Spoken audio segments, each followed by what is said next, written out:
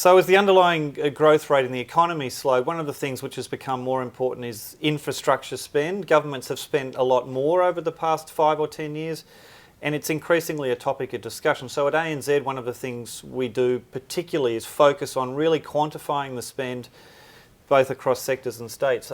Catherine, you do a lot of work around the infrastructure project report. Tell us a little bit about the major trends at the moment. Sure. So in our major projects report, we've actually seen a really strong ramp up in transport infrastructure investment over the past few years. But in 2019-20, we actually expect to see a bit of a dip. And that's largely a timing mismatch between some of the mega transport projects that are underway.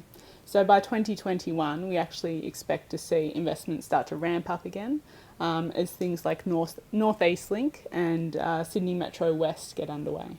And one of the things that the Minister spoke about this morning a bit was the mix of investment, I suppose, and he mentioned energy particularly. I mean, what are we seeing on the energy pipeline? So we've actually seen a really strong ramp up in electricity investment over the past few years. Most of that is concentrated in renewables. So it was really interesting what Minister Constance was talking about with regard to electrifying some of the trains and using renewable energy to do that.